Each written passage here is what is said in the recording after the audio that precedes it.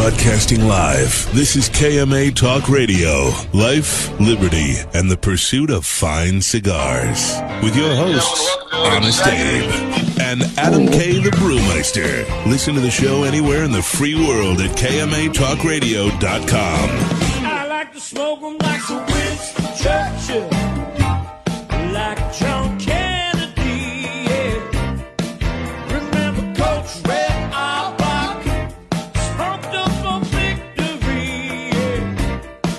Well, you can take my wife, you can take my car, but you can't take my big cigar. My cigar. Good morning, loyal listeners, libertarians, lovers of the leaf, everyone out there in virtual land. Welcome to another exciting edition of KMA Talk Radio. Stay home and wash your hands edition. Make sure you're sanitizing up. And, well, if you're going out in public in Palm Beach County, you still have to wear your face mask. With me, as always, the man, the myth, the legend, Mr. Honest Abe. Good morning. Nice. Well, way to face mask up. Yeah. And, of course... Hey. And, of course, with us, as always, Paul. The reason we're starting 6 minutes late. That's great product placement if you can sell ads on that mask. Bro, we've had these like for 3 weeks now. But I'm saying, like, my company might want to buy an ad on your mask for when you do Well, KMA. I'll be happy to sell you an ad, my friend. Yeah, it completely muffles your microphone, too. Yeah, I know. I'm taking it off. Product placement over. There you go. Yes. It's very short-lived, yes. Mm-hmm. Yes. So, everybody ready to get back into the swing of things on Phase 1 in Palm Beach County? Well, yeah. We're back in the swing of things already, right? Kind of. Yeah, we're kind of curbside. I mean, one of our locations is in Port St. Lucie, so there was that kind of really opened up last week. But now Monday, we can actually open up the retail and the lounge area instead of just being like cash and carry to about 25% capacity. So how do you figure out your capacity? Is that like what the fire department says, no more than X amount of people? Yeah, based on your occupational license and what the fire department mandated your seating capacity to be. So is that like, 25 people in there? I mean, is it really an issue? Would it really be an issue during the week anyway? I don't think you're going to have an issue as far as a social setting hitting that capacity for a while. Right, exactly. I mean, unless you do an event, but I can't imagine. Who's doing an event? Nobody's doing an event. No one's doing an event. No one's doing it. I mean, not a normal type of event, but it's one of those things, and you got to maintain social distancing. If you come together, you could sit together, I believe, as long as you're not in a group of 10 or more, right? I mean, it's absurd for all four people to come in one car and then tell them they all got to sit 6 feet apart. They were just sitting 12 inches apart, But if you come together, you can sit together. But otherwise, you got to respect mandatory social distancing guidelines. And we're just going to take it week by week moving forward, see how it goes. Mm-hmm. Fun times. Are you worried, Abe? Like for yourself, like are you worried that you might catch something? Yeah. I was a lot in the beginning, but just like anything else in life, how long are you going to worry about something? I mean, I work in an office. I mean, I do go out on the sales floor, but I don't have to get really, up in anybody's face or whatever. So I'm not really as exposed to people walking in as much as some of my floor staff. But, I believe my kids are eventually going to go back to school. So what's going to happen then? They're going to get on a bus and go to school and then come home and be exposed to, janitors and teachers. And, I don't think there's avoiding this at some point, unless they really have a viable treatment or a vaccine that comes out, you're always just going to be at risk and just got to be careful. 110%. Absolutely. All right. Now let's bring in our very special guest, our Meet Your Maker for this week. We are pleased to welcome Mr. Juan Martinez from Joya de Nicaragua. Juan, welcome to KMA Talk Radio. You're on mute. Still Sorry on. about that. No worries. Hey, it's the Harry. Justice Sotomayor did it this week in a Supreme Court meeting. So hey, you're on good terms. All right. Thank you for having me, guys. A great pleasure. Absolutely. So Juan, thank you for being here. How's everything in Nicaragua right now? Mixed, I should say. Right now, I think my family, myself, and all of our staff and workers are safe, healthy. But as you guys are relaxing your measures right now, I think we're going up the curve. We've been delayed a couple of months, mainly because, of course, Nicaragua is a little bit more isolated. So we have had few cases, official cases up to now. But last week we saw a spike on some cases and hospitals starting to get saturated. So so it's a little bit complicated. We have mixed feelings because we are trying to do as much as we can from the private side, from companies, families are taking all the measures that they can. The system obviously has its limits, its limitations.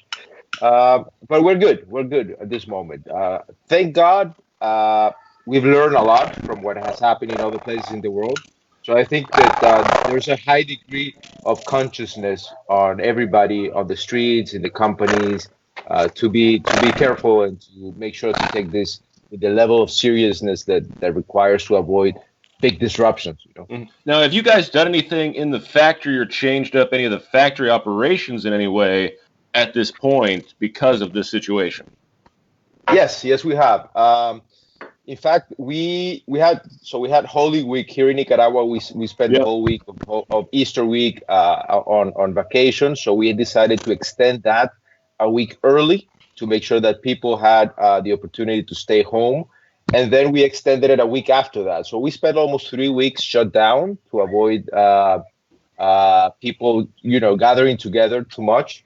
And then we implemented, since very early on, all of the companies in the industry got together and we decided to implement very serious health protocols, from temperature measurement to every single person that comes into the factory, monitoring daily of the health of all the workers. Everybody's wearing face masks. We've implemented, cleaning protocols, hand cleaning protocols, access to alcohol, soap. We are implementing social distancing too. So we actually have almost all the workers are about 2 meters away from the rest. So let me show you a picture. I don't know if you can see this. Oh, wow. Here. But we've actually distanced to one puncher and roller on each table. And then we also have like 2 packaging ladies per table to make sure that everybody is distancing. And we have delayed, for example, going out time, so to make sure people don't go out for lunch altogether. So we have 300 workers. Our factory is not that big. There are bigger companies like Drew Estate that has 2,500 workers in their factory. So we split up the time for people to go out. We are disinfecting the whole factory every day from 3 p.m. to 5 p.m. We're doing so much, man. It's impressive. It's become a new logistical operation to make sure that everybody has a face mask.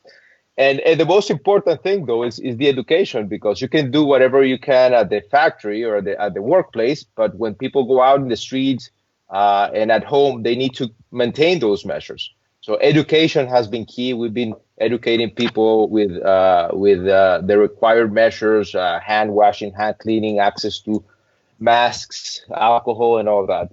So I think we've done a fairly good job up to now. So thank God we have had nobody affected directly, and hopefully we'll continue that way.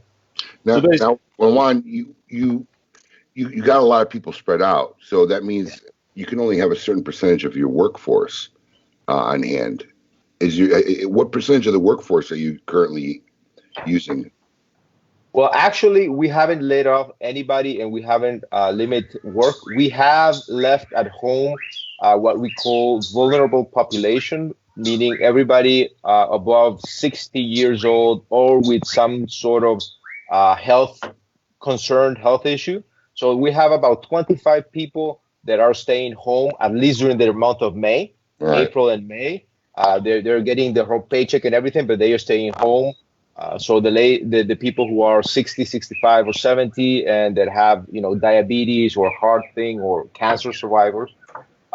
So right now that would be about 10% of the workforce. But in our case, we have the blessing of having a big space. We have a very big factory, so we're able to use that space properly. Our factory is not like other factories that are cramped, so we are actually using almost 100% of the space, and we actually went outside and do some of the labors that could be done outside. So it's a lot of work being done. Now, correct me if I'm wrong, because we're talking about the factory right now. Your family's factory is the oldest factory in Nicaragua. That's correct, yes. It was established in 1968. The oldest factory was founded by two Cubans, Juan Francisco Bermejo and Simón Camacho, that emigrated from Cuba in the 60s after the Cuban Revolution.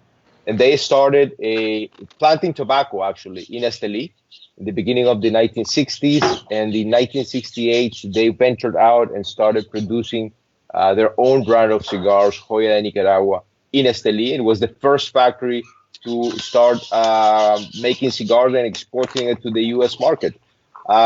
My family was not from I'm not descendant from the original founders, actually. The factory changed hands a couple of times since then.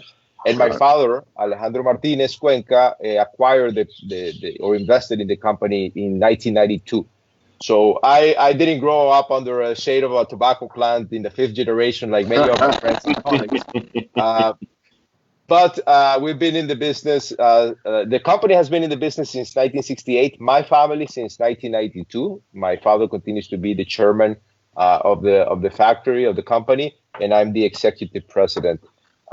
So we are a new generation of cigar makers. So that's a great story, though, because when your dad got involved with the business, he wasn't originally an investor, right? He was some kind of consultant. Yes, he was actually an academic in the 1970s, and then in the 80s, he was in government. He was a minister of trade during the 1980s. And when the revolution ended and they were thrown out of power in 1990, he just went out and started doing his own thing. He was a consultant, and he was approached by the owners of the factory back then that were the workers. Because of the revolution, the factory had been nationalized first to the hands of the states and then privatized back, but it was handed down to the workers. So there was a cooperative of workers, of 89 workers, that were the owners of the company. But it was 1992. The country was a war-torn country. That means that there was no access to finance, no access to resources. They have no access to markets. So they went to him and they asked him for support because he was previously minister. So they knew that he had good contacts and good relationships. So they went to him and they asked him, and he started first looking for potential investors. So he went up to Europe, to the United States to see if people were interested in buying the company. But nobody was interested. Why do you think that is? You're on mute. Oh, I'm sorry. What? Paul, you're going to try again.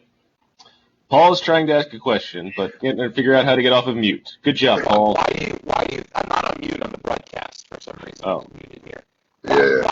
Good job, Paul. Why do you think that is, Juan? Why do you think people weren't interested in investing in the company? Because Joya de Nicaragua had a pretty storied past and was very well known. I mean, it was a big name brand.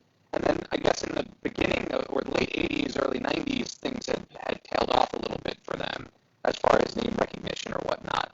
So did nobody see the potential in bringing back this storied brand? Well, I think I'll respond with an anecdote. So in 1992, my father flew to Switzerland with one of the workers to introduce the investment opportunity to the Danemans. The Danemans is an old, very big tobacco family in, I think it was Belgium. I'm not sure if it's Belgium, Germany, or Switzerland, one of the European countries. Okay. And they flew back together to Nicaragua. And when driving to Esteli, there was a roadblock, and people were shooting guns and they were fighting because it was post-Civil War Nicaragua. Right. So what you know today of Nicaragua, even though we've had a couple of rough years in the past 2 years, but if you've driven to Esteli from Managua, you remember a beautiful, nice road going up the mountains. That didn't exist by then. It was basically a lawless country in 1992, 1993. In fact, in 1993, Esteli was hijacked by a guerrilla group. So Nicaragua was very complicated politically. Imagine the Valley of Jalapa, where we currently have our tobacco plantations and which is basically known as the most important tobacco growing region in the country, back then was a minefield.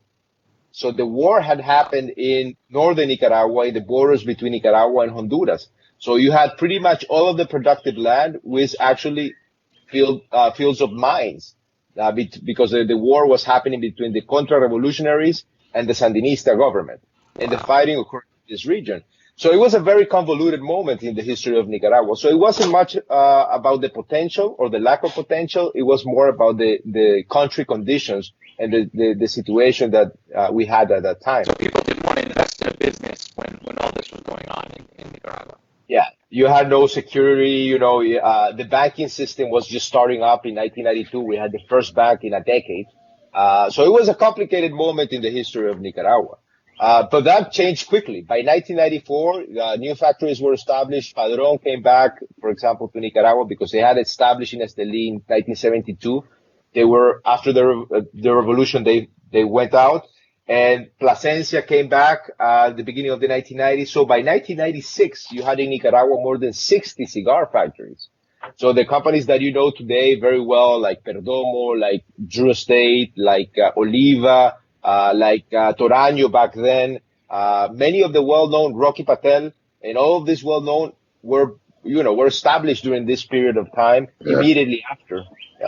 Yeah, Padron had two factories going on for a while. They had a Honduran factory, and when you were buy their cigars in the U.S., you'd have some boxes with a Honduran country stamp and then some boxes with because they didn't close the factory down right away after things got settled. And they moved back to Nicaragua, they didn't close down the Honduran factory right away. So there was a period of a couple of years there where you could be getting, it was all the same tobacco, it was just being manufactured in Honduras. There wasn't any difference in the blend. It's just the country of origin where it was getting imported from. So you could get Honduran country stamped box Padrones and you can get Nicaraguan stamped box Padrones. Those are collector's items now. A lot of people don't know it. I don't know if anybody would really still have a Honduran labeled box of Padron cigars, but I guess that would be pretty cool. Yeah. Right? If we had got them, hey, throw them out there. We had a similar but more complicated experience because during the factory continued operating, so they continued making cigars. I think we're smoking the same cigar. Look at that. Yes, we are. Yeah, smoking the exact same cigar. Nice. Yes. My friend. Yeah. So we basically had one blend that was known during the 1970s in the United States, the original Joya de Nicaragua. After the revolution, we had an economic embargo against Nicaragua, so the country could not export cigars or any other product to the United States. That meant that the cigars had to be sold in other places in Europe and Latin America.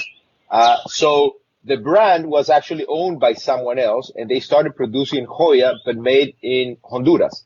So you could actually still find Joya de Nicaragua, but made in Honduras. We have a few boxes of those at the factory. And then after the revolution ended, we came back to the United States when my father took over the company with a different blend because, now you have different tobaccos, different process. Back then it was also a complicated situation.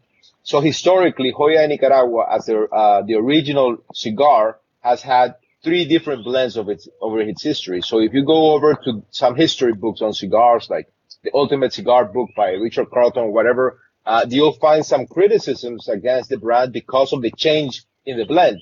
But the blend changes because the manufacturing changed and because the tobacco changed and because history changed, So I think during the 1980s and 1990s was a time of very complicated, but also establishing very well the position of the brands that nowadays are existing. So we, for example, we had, because we couldn't sell, or the company couldn't sell in the United States, they had to sell in the Soviet Union, Germany, Poland, Ukraine. So we had right now a very good market share in those countries because historically we were allowed. Ironically, we were selling cigars as a country, and they would be paying back to Nicaragua with food, with oil, and with weapons to finance the civil war that was happening back then. So cigars have, an interesting relationship there with the drama and the history of the country.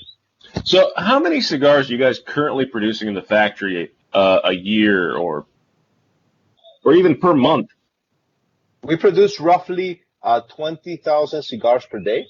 Wow. Right now, we are below that. We're actually cut, and this goes back to Abe's original question regarding the capacity. Mm-hmm. We haven't cut people, but we have had to cut production because we need for people to come a little bit later and go out later. And also because of the uncertainty in the marketplace, we're avoiding to get fed up with inventories. So we've cut down from 20,000 to 15,000 cigars per day, at least at this moment in May. So at what point do you get involved? So your dad invests in the company. He, at the time, you're young. You're not, were you in high school or junior high at the time when your dad buys the company? It's 1992, so junior high. So well, I don't know. Started? Because it seems like what I read about you is that you kind of slowly, you always had a hand in what was going on. You were always helping out in your father's business, and then slowly but surely you started to Paul, kind of make it a more full time. Yeah. Your audio is coming through in that robotic sound. It sounds good to us in here, but on Facebook it's coming out terrible. Okay. Well, I'll let you ask that question then. Well, that was a long question. I was trying. I was going to know how Juan started in the business. Well, look. First off, his dad's an amazing. We've had his dad on the show, and Dr. Cuenca has an amazing story. Extreme activist and involved in Nicaragua, and so I'm always interested because I got in my family's business for about 4 years and then left, right? Because every child looks at their family's business and either some are really attracted to it and some are not. And I really wasn't really attracted to my original family's business. Paul wanted to know at what point, he said you were active early on. So your dad takes over the company when you're in junior high. Did you feel this was going to be something for you, or it just slowly developed over time? I felt the complete opposite. I felt like you. I thought I had, my expectation was nothing to do with the family business. In fact, I remember when I was young that when my father got into the business, he would travel around the country buying tobacco, and he would get into growing tobacco in different places, in volcanoes, to try new seeds, new varieties. And he would be constantly meeting, of course, smoking, and I would be visiting the factory with him. I grew up, I was a teenager, and then I went to university. I studied economics, and I wanted to do my own thing. I wanted to save the world in my own way. I wanted to do my own boss. What were you thinking about at the time? We all think about what we might want to do. What were you thinking? Where did you see yourself eventually possibly ending up? At that time, for me, I was studying economics, and so I saw myself working this top-notch economist, trying to bring new ideas and solve the poverty situation in Nicaragua. And I started doing a lot of consulting work at that time, desk job basically. And I got fed up, and then I started slowly getting into supporting my father because he was alone. He got into politics in 2001. And he sort of wasted a lot of, I won't say wasted. He invested a lot of his time and money in a political campaign that turned really, really bad. So all of the time that he's spending in politics, it was time that he couldn't spend in the company. And I decided to start helping him out in small things. And eventually, one of my first meetings that I had with him was the first conversation he had with True Estate, Jonathan Drew. Adam, mute your mic, guys. If you're going to be outside and stuff, be conscious. It's got to be your wind. Your mic's picking up your wind. I can see your hair blowing all over the place. There you go. Sorry, Juan. Go ahead. No worries, man. So I remember this first meeting with Steve Saka and Jonathan Drew at the factory, negotiating the possibility of distribution of Joya de Nicaragua, because at that time SAG, which is Quesada Cigars right now, primarily handled the distribution of the brand. Mm-hmm. Was handling it. Correct. My father never got into the distribution directly, so. When he acquired the company, he acquired back the brand that was owned by a different company, and then he sort of established alliances and relationship with friends and colleagues for the distribution. He never got into that. So unlike many of the companies that you know today that actually began as brand owners and distributions and then set up their factories, we started as a factory and never set up a formal distribution. So with Drew Estate, that changed in a way because we became more than partners. We continue to do so. But that was actually my first meeting, and I found it quite interesting. And I supported my father through that process and establishing the distribution with Drew Estate, developing new product. And I slowly got to, engage with people, meet the workers, meet the clients, meet the customers all over the world, and suddenly realized that he had employed at that time about 350 people. He was selling in about 25 countries in the world. And he was actually building a brand that you could tell a beautiful story to everywhere in the world. And I saw him really gathering much more or having much more impact in the cigar business than what he was having in politics. And that surprised me a lot because back then it was the S-chip issue in the United States. So he was very involved in the whole legal and tributary thing. Is that me or you? I think it's Adam. No, somebody's getting background sound. All right, we're good now. Sorry, Juan. Technical difficulties of a Zoom broadcast. Always happens. Yeah. He was very active in the whole S-chip thing in 2007 and 2008. I don't remember what year it was. So I saw him having this much more impact and being much more impactful, not only for the community, but also for the country.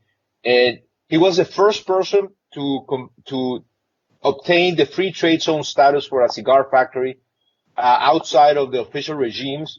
The first cigar factory to obtain a free trade zone status in Nicaragua was Joya de Nicaragua through his work, and that made it possible for the Nicaraguan cigar industry to explode because everybody became free trade zones. So he did a lot of this work, and that sort of inspired me and convinced me that anything that I could do by myself would be less than what I could do with this talented group of people, working with him, and especially bringing the message of our family, of our culture, of our country to the world through this product.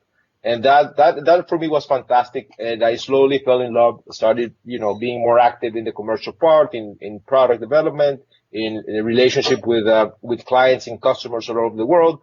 And I got hooked. And, 2007, I was saying that I had nothing to do with the company. Now I'm up to here with the company and nowhere else to go.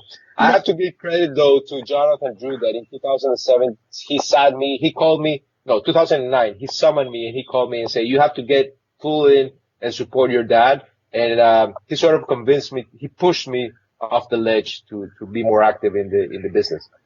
Do you regret that conversation completely? No. No, I regret because Jonathan likes to bring things up and rub it in your face. So he's always constantly rubbing it in my face that he's the one responsible of me being here. But I don't mind. That doesn't sound like Jonathan at all. No, not whatsoever. Jonathan is the sole reason why we have an e-commerce platform. That's a valid point too. Yeah, I mean, Jonathan was actually good at steering a lot of people, whether it be, I was on the dojo big extravaganza for a little bit at the end of the show last night. And, whether it be guys like Eric Gutterman or social media, John always was a positive force in steering people in a certain direction. We sat in the back of my office. Oh man, I can't tell you. Months he would beat it in my head that I would have to get online. And I just refused to because I didn't understand it. I was a small company. I had no resources and I was so late in the game. You know, there was already all the big companies, whatever. So what kind of impact am I ever going to possibly have? Well, I mean, yeah. But yeah, Jonathan convinced me of doing that. So we have that in common, Juan. Yeah, the impact of Jonathan Drew. He's an interesting character, man. He's beyond what everybody sees of him publicly and all of the events and all the, long lines to meet and greet him. He's actually, other than a great guy for me, he's also been very, very, pioneer in many ways. And I know many stories like yours that he has pushed people to be better, or even the media guys. I know a few media guys who are who they are today, thanks to the support of Jonathan and Drew Estate. Us, for example, the same thing. And part of the relationship, or the success of the relationship precisely, has been that we've worked so well together that we see each other as a yin and yang. We're completely opposite as companies. Family-wise, we're completely opposites. But that's precisely what has given us balance in the relationship. And that has worked very, very well. A lot of the changes and improvements that we've done have been, inspired in a way by Jonathan. And we hope that we have given them something similar too. I have to be honest with you.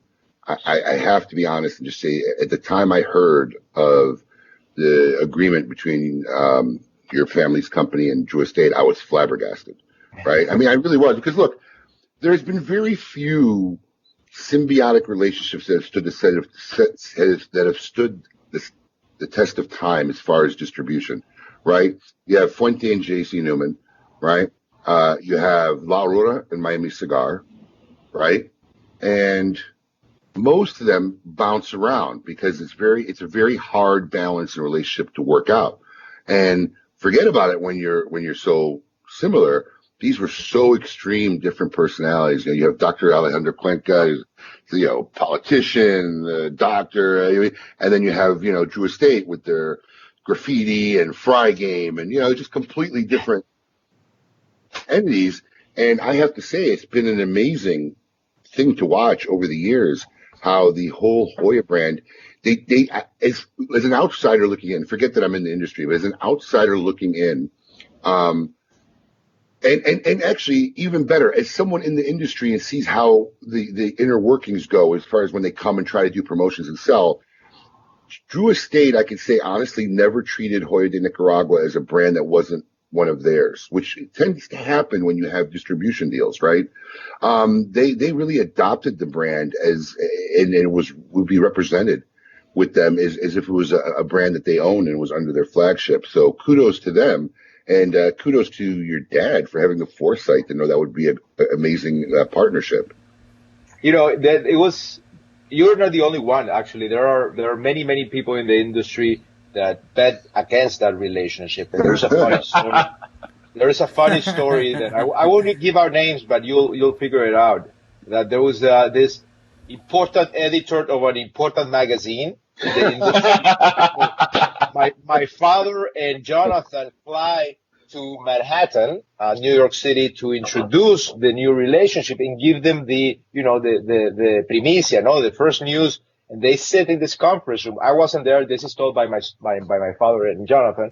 And basically, the guys say, "So, I'll bet you a dinner in the best restaurant in New York City that next year you'll be sitting here with someone else."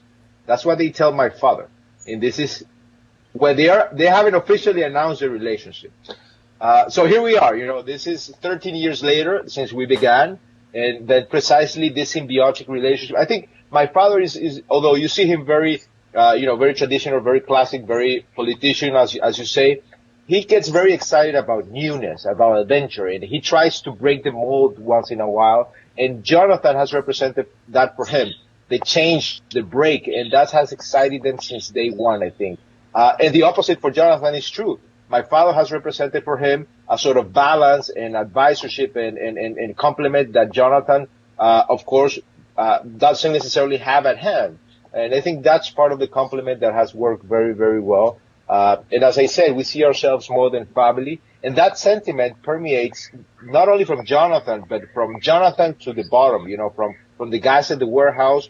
They don't differentiate the product that they handle, to the sales force, to their managers, to the executive team, even with the new executives. Now We went through Steve as CEO, then we went through Celucci, and now we have Glenn Wolfson. And all of them have treated us with the respect, with the love, and with the support that we established since day one.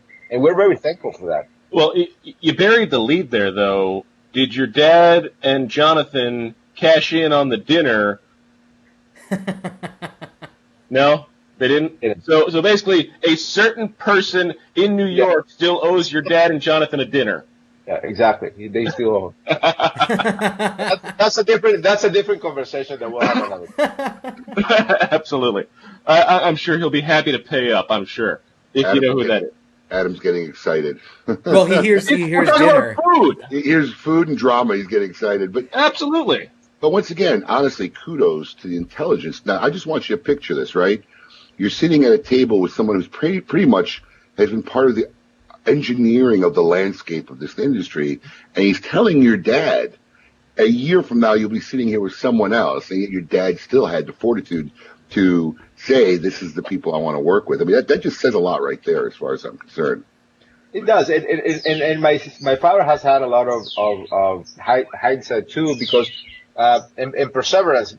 Immediately after we started distribution, the financial crisis hits in 2008, 2009. So imagine this is the first break. We were going up in the second cycle of growth of the industry, and then we have the first financial crisis. It wasn't easy, It wasn't easy to have made a big change. The way the products were handled in the transition by the previous distributor wasn't necessarily the best way. So we had a complicated situation, and they kept there. They maintained. It hasn't been smooth all the way. Like no marriage has been smooth since the beginning. But here we are. Here we are. When you start having kids, man, when you start going, especially pandemic times. Crazy. So how involved is your dad in the day-to-day now? He's got to be getting up there in age, I'm assuming. So does he still go into the office every day with you, or is it more you're doing the day-to-day stuff? I do most of the day-to-day stuff, but just to give you an idea of how things change, just in this moment, in the pandemic situation, COVID thing, he's been listening in and dropping in on every single executive call and operational meeting we've had. This has changed. He never used Zoom or Hangouts. Now he's sitting in his, smoking his cigar in his house, and he just drops in. So who's meeting today? He just sent me the link, and he drops in, and he participates in every decision that we're making, from the smallest one, how to take care of, the families of the workers that might be affected, to the larger ones. And it's a combination of wanting to be in touch with what's happening with the people, but also being conscious that we're in a very uncertain times for the industry. So we need to make smart decisions, and we have the blessing of having him very healthy and very strong, with a lot of experience. He has gone through not similar stuff, but complicated situations in the industry for the past 30 years. So we get a lot of his input right now. He's been very active, more active than I would say the last couple of years. He has relied on us to do the more day-to-day. I think he's on top of everything that has to do with finance and the legal part. He's the one that signs and receives the checks, obviously. But on the operational part, I'm more involved. He's always smoking a lot, evaluating cigars, developing new stuff, but he's no longer in the operational part as much as I am. But so speaking of the cigars and him smoking cigars, I think Phil would be remiss if we did not touch on the cigar that you and Abe are currently smoking, not to mention which is the box that is sitting behind you that I'm sure you very distinctly decided to post there about the numero uno. I'm sure that was not a product placement whatsoever. No, it is not, no. Absolutely not. But this is a very special cigar that you guys have come out with last year. And, it was highly rated in the dojo, we mentioned earlier. And, it's a very special cigar for your family. Give the listeners some background on that. Well, this is the type of cigar that gives me the opportunity to talk about certain realities of the industry, We invest a lot, generally as cigar makers and in trying to create this, magnificent, complex, diverse blends that changed the game in the industry once more. So we're constantly being, very thorough in the way we blend our cigars. This cigar, in fact, was not thought out at all. It was a cigar, and let me give you a background on the story of this. So Joya de Nicaragua has always been considered the official cigar of Nicaragua because it's the most Nicaraguan cigar in the sense that we are 100% a Nicaraguan company, or operated, owned, and managed, and we've been around forever. So since my father actually took over the company, the government of Nicaragua has constantly reached out to us and asked for gifts, for presents. So every time there's a delegation coming out from, some foreign country, or any time that someone is traveling to another country, they bring gifts from the country, be it coffee, chocolate, whatever, and they always bring cigars. So we've always gifted them whatever we had at hand. So they call us and say, so we have a committee going to China. We need 5 boxes of cigars with the names of the ambassador or whoever, So we put the names of the person on the cellophane, and we give them the boxes. And the problem was always, what do we give these people? So what type of cigar do we give them? We don't know who they are. We don't know if they smoke, or we don't know if they smoke at all, or what they smoke. At some point, we were giving out Antaños de Arco Rojo, because that's what we had at stock.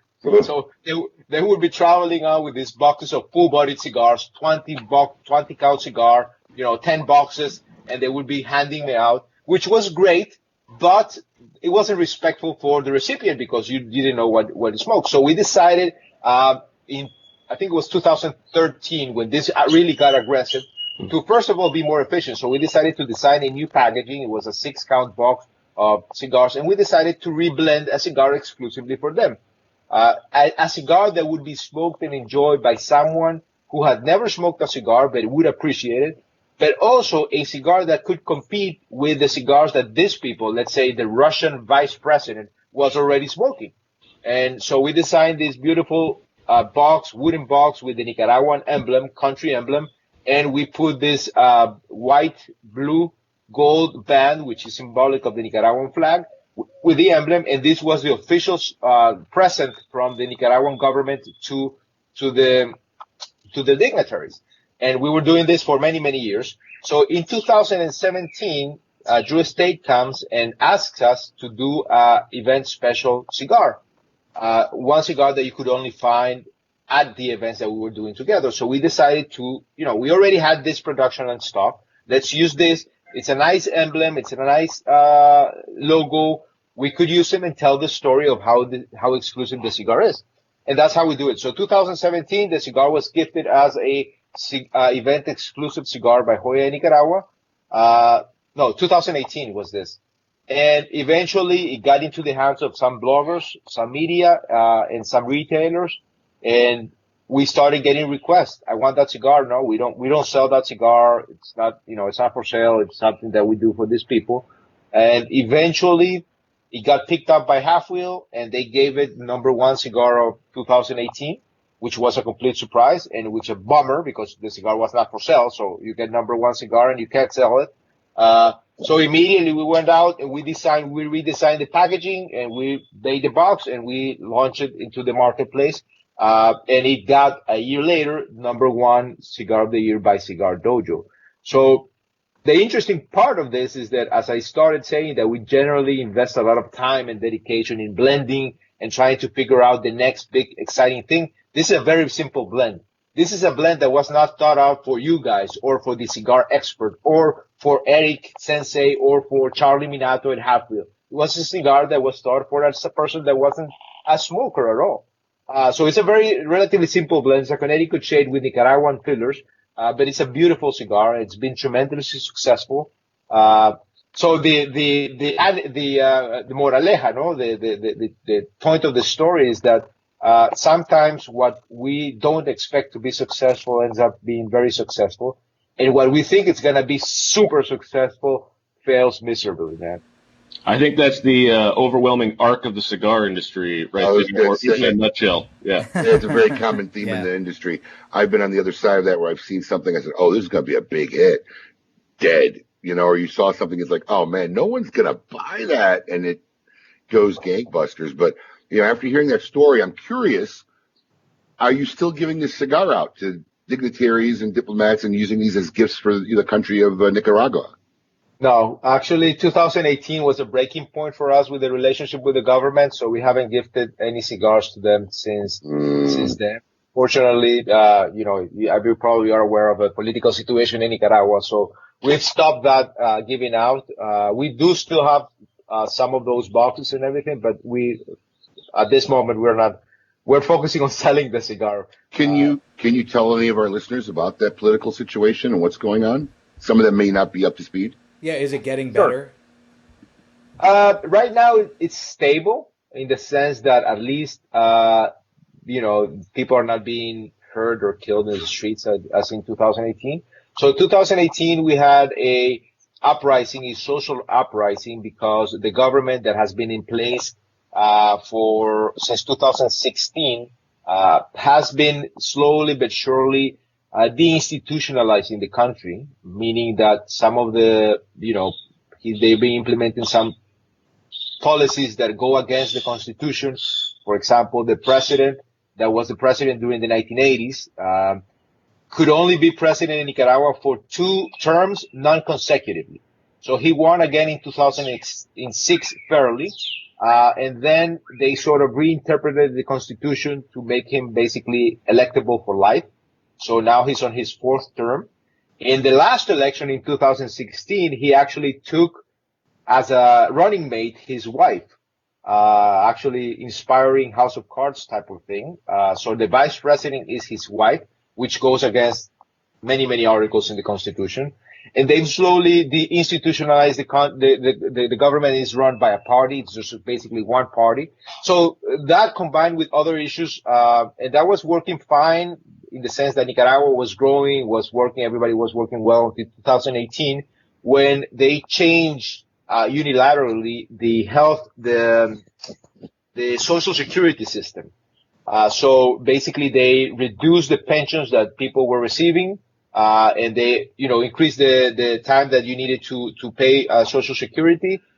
And when this happened, the people that were more affected were the elderly, the people that, were receiving their pensions, and their pensions suddenly were cut in half. So they went out in the street to protest, and the elderly, and we're talking about people older than 70, 80 years old, they were actually hurt. They were actually kicked by the police. They were thrown into jail. And when people saw this, especially students, university students, they didn't accept it. So they got really pissed off, and they started, and all hell broke loose, man. April 2018, May 2018 was a very strong social political disruption. There was a lot of fighting in the streets, so many people got hurt, many people got imprisoned, and many people died, unfortunately. I think it was close to 370 people that were killed during those times fighting in the streets. As a result of that, there's a great polarization in the country, of course, political polarization. And the government has sort of reestablished itself almost like a dictatorial regime, in which many liberties in the countries have been cut. So, for example, there's no liberty to mobilize or protest. You cannot go in the streets to, if you want to protest against the way the government is handling the pandemic or whatever, you automatically are thrown into jail without a reason. So there are many liberties that the opposition here has been severely affected. So that was sort of a breaking point in the way the U.S. has sanctioned many politicians from the government. The European Union, Canada, the U.K. have sanctioned. There have been many human rights violations for political prisoners, and so we're waiting for 2021 when we are supposed to have elections.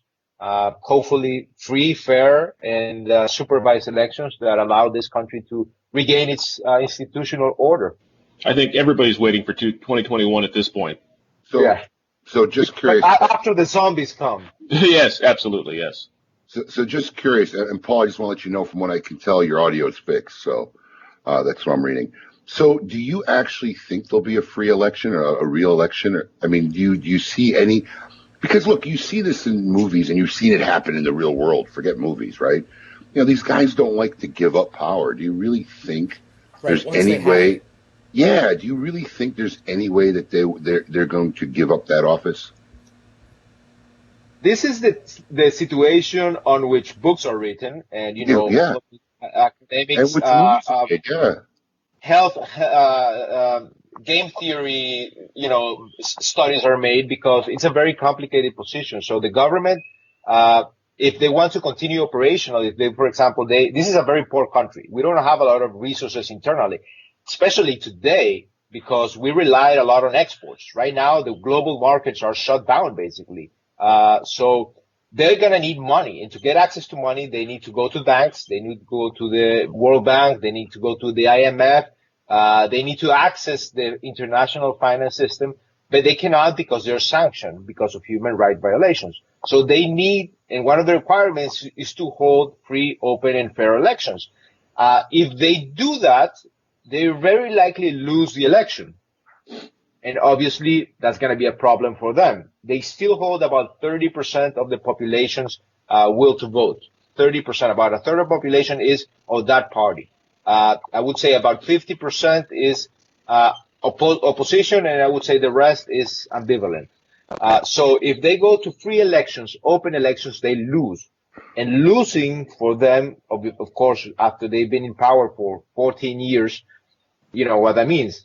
If they don't go to free elections, and if they hold elections and they are not free and they are not open and they're not supervised, then nobody's gonna believe them, and that can cause, one, the international community to even close up more, which obviously affects them, and secondly, that would imply more social pressure inside that could eventually turn ugly. So whatever way you go, it's a complicated decision that they have to make. We hope that the international pressure, especially in these circumstances, is so strong that they are forced to have that election and they are forced to play fair. But as you say, you see it in the movies. Just to give you an idea of what happens to them, the president's wife, the vice president, their children, and their most important close advisors and supporters are sanctioned by the Magnitsky Act. This act that the United States has that was designed by U.S. congressmen to sanction Russian money launderers and all that. They're sanctioned. Basically, that means that they have no legal persona outside of Nicaragua. They have no finance. They don't have no credit cards. They have no bank accounts. They have nothing. Their signature is not valid. So it's a very complicated situation they're at, and they have to choose. And hopefully they choose the good, the safe, and the peace, and the peaceful thing, which is just fair, open elections.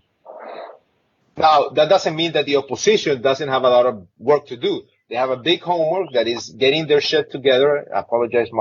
Getting their shit together, getting their house in order, and having a strong position to bargain with the government and be able to bring a legitimate and workable, functionable alternative, not only for themselves as the opposition, but for the people who are in the government or are in the states that should feel comfortable allowing a different party to come into power.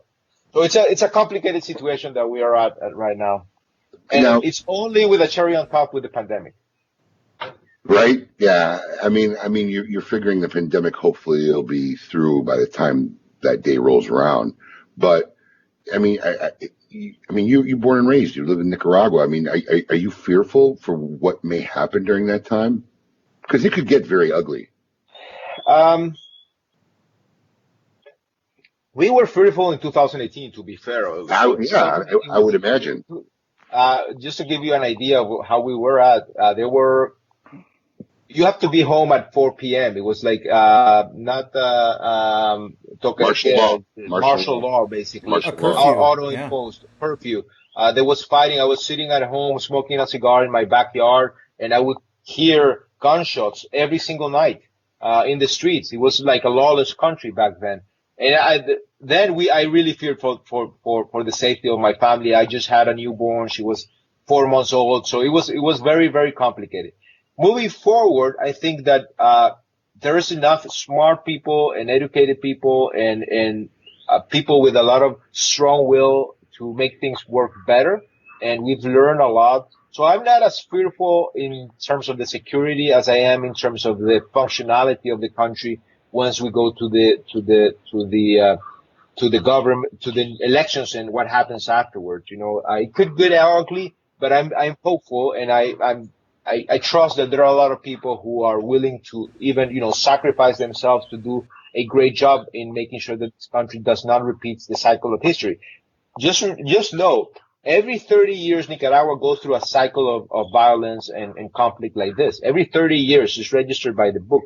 And since its independence in 1821, Nicaragua no generation in Nicaragua has been spared violence or bloodshed. Wow.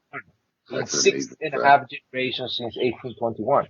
So, you know, we've reached a breaking point culturally and say we cannot continue like this. Otherwise, we'll be extinct in the next cycle. So I know a lot of people, smart people who are taking a lead in making sure that the change that happens is sustainable to the future. Right now, though, the concern is actually that we can withstand the hit of the crisis. The first stage of the crisis being the health crisis, and the second stage being the economic impact of the crisis globally. For an industry like ours, of course, we depend a lot on the foreign markets. Right now, most of our markets have been shut down. They're slowly reopening. Business hasn't been that bad because a lot of people are smoking online, or buying online and smoking. Some people are actually smoking more because they have more time. But we don't know how that's going to happen when, you know, people go without to work or they don't have any work or job. So it's a challenge. I think it's unprecedented times in many, many ways. It's extremely hard right now to predict the future landscape. You don't know what to really expect as far as, you know, what the climate of anything is going to be, and extremely unfortunate for the people in Nicaragua because you have a health climate that you got to deal with. You're going to have an economic climate you're going to deal with, and you're going to have a political climate you're going to have to deal with in the very near future. So, yeah, it's definitely something that everybody wants to keep their eye on. Yeah, and we have the benefit of being a very resilient people, Nicaraguans. Of course, this is not the first time we go through challenges, and we try to stay strong and stay positive. And Nicaraguans are very good at that. We are very positive in the face of very hard adversity, and that's a tribute to the people, especially in the streets. The poorest and the most vulnerable people are the ones that always have their head high and their smile on their face. Just to give you an idea give you a little bit of context on the challenge, we have like the official statistics on the health situation right now. Nobody believes them apparently because they only registered 12 cases. But when you go to the medical system, you go to the hospitals, and you go to the reports from doctors, you have hundreds and hundreds and hundreds of cases. And they're trying to avoid affecting the economy by making people scared and concerned about the health situation. So, last week, the president of Nicaragua came out on public television saying that this stay-at-home campaign was crazy. That was made up from the right, the capitalists that are trying to overthrow the government because staying at home was crazy. So nobody should stay at home. Oh, wow. Yeah. That I'm not making that up. That's on actually TV. I mean, here's the problem. They're lying everywhere, right? I know for a fact, a friend of mine whose family member works in the elder care environment. And this is fact. They're just out and out marking deaths as COVID without any substance whatsoever. They're telling me that if someone passed away, 80 some years old, respiratory issues, or, you know, been on a dying bed for 6 months, and there was anybody on the floor that had COVID, they're marking that death as COVID. No testing, no nothing. So your government's lying one way, our government's lying the other way. Well, I mean, it's an insurance thing. I from know. What I've heard. Yeah. I mean, this is the problem. So anybody out there, and I love it when all these experts on Facebook, is everybody's an expert on Facebook, is using all this data as a basis for any kind of logical sense. How can you use data that's not sound? Because it's just not. I mean, it really isn't. And just so you know, too, hospitals are lying about COVID because, you know, my uncle died, and we're not really sure whether he had COVID or not, but it seems apparent. That he did because his brother and his sister got it. But he went to the hospital. They sent him home. He went back again, you know, and died on the way back again, like 3 or 4 days later. And, you know, any death they mark as COVID completely releases any liability of malpractice to any hospital, right? So there's so many motives, whether it be the $13,000 per COVID patient, the $30-some thousand for every patient on a ventilator, statistics. You know, in your country, they're trying to prevent fear. Everybody's lying to us. Yes. So how can you possibly have a realistic view of the landscape? And everybody's taking all this data so to heart, like, oh, well, the government said it. It's got to be true. It's so not true. Yeah. Well, when you think about it, how the massive undertaking, even for the United States, of compiling numbers like that, and I mean, half the time you can't get people on a video. I mean, look at the technical issues that we had today. We Well, can't that's figure. you. But I'm just saying. But I'm just saying. I've had it with my other business. Like there's technical issues when I have 13 people getting on a Zoom call. You know, like how do they compile all this data and know that it's real, that the data that they're compiling is correct? So, yeah, it's a weird time. You don't know what to believe for sure. Matt, I mean, the only people that I really have a major compassion for right now, and just amazed by, is all these people who got to work with this every day, day in and day out. All the first responders, fearless, going in, going out, helping other people. I mean, that's just an amazing state of mind. So honestly, kudos to anybody out there who's listening, who is a first responder, or absolutely, or in it, or working in the hospitals, in the medical fields, whatever the case may be. Kudos to all of you guys. So yeah, seriously, much appreciated. Because I haven't put on pants or socks in a month and a half, so I definitely give you guys props. Yeah. It's not like you buttoned your pants normally anyway. I have elastic on my pants now. I don't have to wear real clothing. One day Paul will be a real boy and actually wear actual pants. This is actually going to go on. So, Juan, for those transitioning back in the cigar world, for those who don't know, you guys make all of Steve Saka's product. What's it like working with Steve Saka on a regular basis? Oh, we all want to hear this. I have to correct. We don't make all of his products, but we do make a great deal of those. He also makes some. Something's made by Natsa, I believe. Oh, yeah. Mm-hmm. But, you know, with Steve, it's an adventure, man. You know him. I do have to say, though, that working with Steve has given us, and goes back since he was at Drew Estate, because our first relationship, and he was the responsible of handling Joya de Nicaragua inside of Drew Estate. Mm-hmm. So we're used to working with him since very early on, even the worst parts, and even when he was more bossy than what he's today, when he was the CEO. You know, we've learned so much from Steve. Steve has this way of doing and working that's very, very thorough, very detail oriented, very, you know, minutious. He goes down to the detail of every single aspect of his product.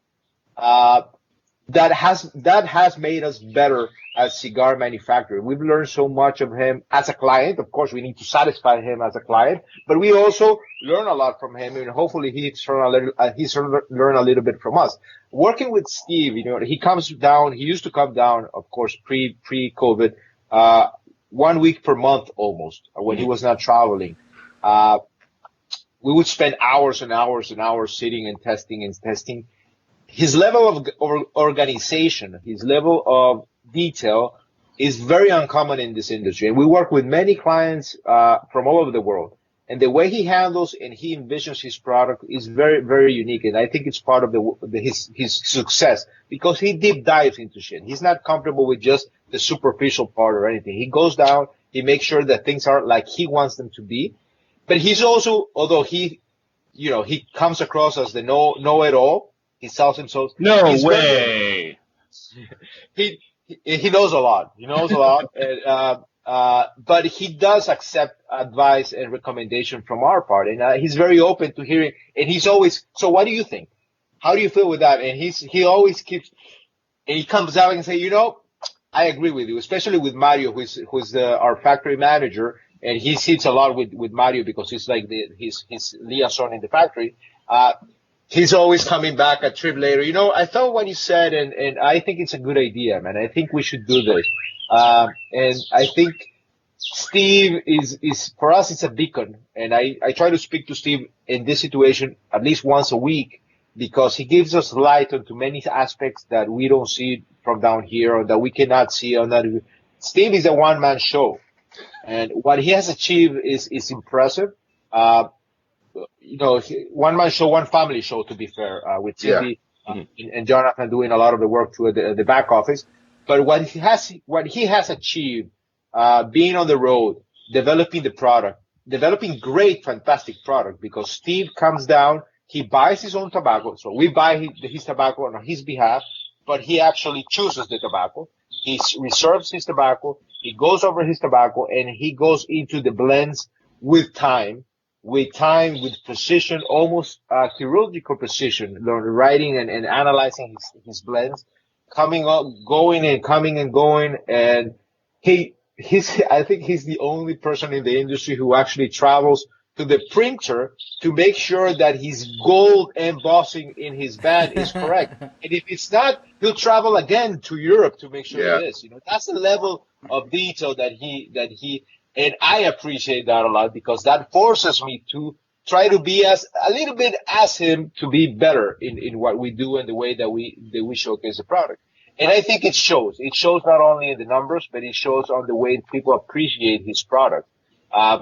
Most of his cigar are like all of us, that we have to have a balance in the price range and say most of his cigar are not cheap. And he's able to sell them successfully because he does all of this. And lastly, what he does with the consumer engagement in social media, I think it's a case study. I think we need to put a lot of attention on how he does things. He's able to be there. I don't know how he does it physically, to be there online and chatting with people and responding every single comment and doing his, Saka cigar question of the week and all of this. And I'm impressed. I always ask him, do you have someone doing this for you? Because it's impossible to be, and I know it's him. It's Saka just by the way he sneakers his That's funny. I was going to say that. Snicker, yeah. His little trademark tagline. Yeah, No, his Steve is trademark. extremely active, but you see, at the end of the day, Juan, that's what connects us, right? I'm the same way, man. Social media takes up a lot of my day, but that's the only way I'm connecting with the consumers worldwide. Otherwise, I'm just leaving it up to some guy, and it just doesn't translate as well to the base. So, Steve will reap the success of his rewards, right? I mean, you have your freshman five, like Eric Espinosa, like who was that? Pete Johnson said that. So, sophomore 10, and those are the integral building years, and Steve has managed to really, I think, stay ahead of the normal curve. But it's that. I mean, I've had arguments with Steve. Look, Steve is without a doubt a know-it-all. Steve was a consumer in my first location before he was really even in the cigar industry. In our first store, but the difference in his know-it-all is he's a know-it-all when he really knows it, right? Yes. If he's talking to you like a know-it-all, he's talking about something that he exactly knows what he's talking about. Yeah. Not that I just know everything and no, exactly. Right. But that's why he's always, Steve has sat to me and called me up and say, hey, what do you think of this? Right. So, I've always said the most dangerous thing is not knowing what you don't know. Right? That's the most dangerous thing, not knowing what you don't know. Steve's very good at knowing what he doesn't know, and then won't mind listening and reaching out, which is, kudos to him. It's a sign of, a very insightful person. It's a mark of a great leader too. Yeah. I always say. Yeah. Absolutely. So for me and for us at Joya de Nicaragua, it's beyond the personal relationship that we have with him. For us, it's a great honor to be able to say that we make cigars for Steve Saka, because he could easily have gone and opened up his factory, man, without a doubt, and it would be a great factory run by him. But the fact that he trusts us and that he comes over and he feels that our products are representative of his own style is, I think, the biggest compliment that we can get. Even more than any award, any rating that you can get. To have someone like Steve and others like him, give you that blessing and that sort of badge, for us, it's a great honor. And I think we've, since we began working together with him, of course, with Drew Estate, and with other partners, we've surely become a better company, even with all the legacy and all the history and all the heritage and all the experience our people had. I'm talking about people in our factory that have been working on average. The average tenure at Joya Nicaragua is 32 years. Wow. That's awesome. Wow. We have people there that have been working for 52 years. That's awesome. So even with all that history and all that baggage and all that, to be able to learn and appreciate the talent that our clients like Steve bring to the table, it's for us, it's phenomenal. For us, it's phenomenal. Now, I think it goes back to Steve was actually a fan of your cigars on a consumer level, right? So, I'm just curious because we didn't touch base on this. How did your relationship with Drew Estate happen? What was the point where that met or that was discussed? Was Steve involved in that? Because I know he liked the factory. No, actually, the first time we met Steve was when we began negotiating the distribution agreement after my father and Jonathan had already sort of hit it off and started talking about the possibility. And the way my father learned or met Jonathan was that when the whole S-chip situation was happening in the United States, back here, there was no representative organization of the industry. So my father started pushing with Plasencia, with Nestor, and with others in the industry to create this. They called them back then the Nicaraguan Cigar Guild Association, or eventually became the Nicaraguan Tobacco Association. That's now the Nicaraguan Chamber of Tobacco, that now it's a big organization that represents all of the companies. But back then in 2006, it's only a few, we had Toraño, you had Plasencia, Joya de Nicaragua, and I think Oliva. They were like the four founders of and my father didn't exist back then, so they were not part of the original group that launched in order to negotiate the agreements on behalf of Nicaragua with the Senate or the Congress for the whole tax situation that was being handled. So in these meetings, they started inviting cigar manufacturers and other companies, and Jonathan, remember, this is 2005, 2006, something like that. So we still don't have the La Gran Fábrica as what it was today. So Jonathan started coming in, and my father, I remember very clearly talking about this gringo. It was this gringo, man, that came. He's always in shorts and flip-flops with this red or orange sunglasses that nobody gets him because he speaks too quickly. A lot of them don't speak English. So I started talking to him. And I remember him inviting him to lunch one time in Managua. And Jonathan, I remember it was like speaking, very 100 very energetic, very energetic. And that's how they hit it off. And that's in one of the conversations. My father said, "You know what? It would be interesting if you could represent our cigars in the." And this is a different Drew Estate than what you know today, correct? They had no traditional. They only had infused products back then. They had, the products that you know today, like Ligas, Herreras, did not exist.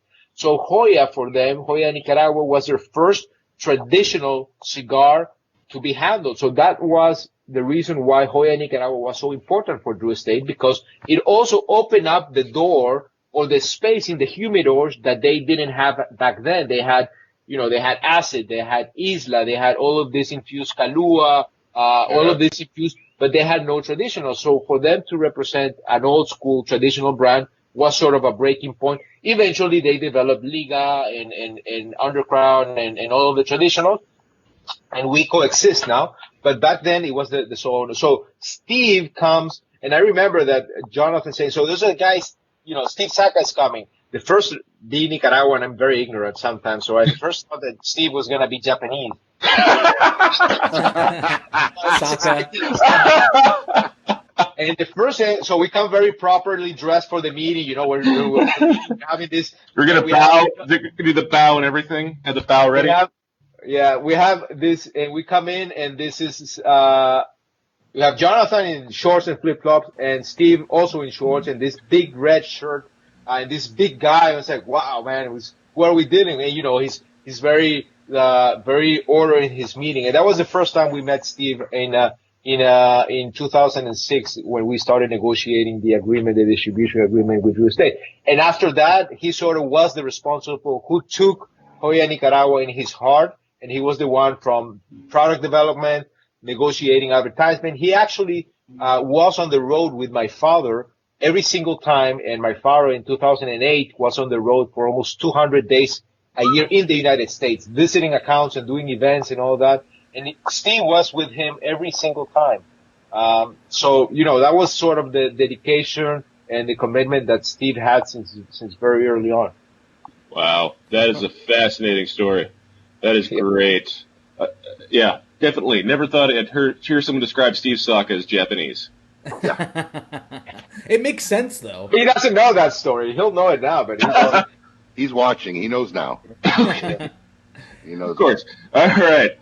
Paul, we're bringing our next guest in as well. I'm calling him in. So, all right. Go ahead. You can give him an intro. All right. We are now welcoming in Mr. Joe Groh, the digital marketing director for Drew Estates. Joe, welcome to KMA Talk Radio, or the KMA at Home edition, as we like to say. Welcome, sir. Thank you. My first appearance on KMA. Yeah, fantastic to have you, sir. How you guys doing? Good to see you, Joe. Good to see you. Can't complain. Obviously, you know Juan. Yep. Where's the background, man? I'm sure you're familiar. I'm sitting in my backyard patio smoking session. You know, this is pretty much I get to see my backyard or the four walls of inside my house. That is the extent of my excursions right now. So I sit in the jungle that is my backyard. Now, you've been working from home how many weeks now? Since mid-March. Wow. So we're coming up on 2 months of working from home. So it's been interesting. A lot of Teams meetings and Zoom calls. Has everybody wearing pants in these calls? Are you making sure of that? That's one of the things. I used to be back in my software development days. I'd work from home on occasion. The one thing that you always learn is you get dressed the first thing in the morning. You shower. You do your routine so that you don't if you don't do that, then you start really losing it. You have to keep a routine going. That's where I am right now. Yeah, Paul's done. Have you suffered the freshman 15 at all? The freshman 15? Yeah, like we've all put on like the 15. Oh God. Oh yeah. I mean that's goes without saying. It's funny. Some days at work when I'm normally at work, I look at my watch. It's 3:00 and I'm like, wait, did I eat lunch today? I don't know. Just because we have so much going on here every day. Oh, I have lunch. My wife's cooking lunch, dinner. I have breakfast. I'm like, oh God, I'm actually eating 3 square meals a day and ballooning.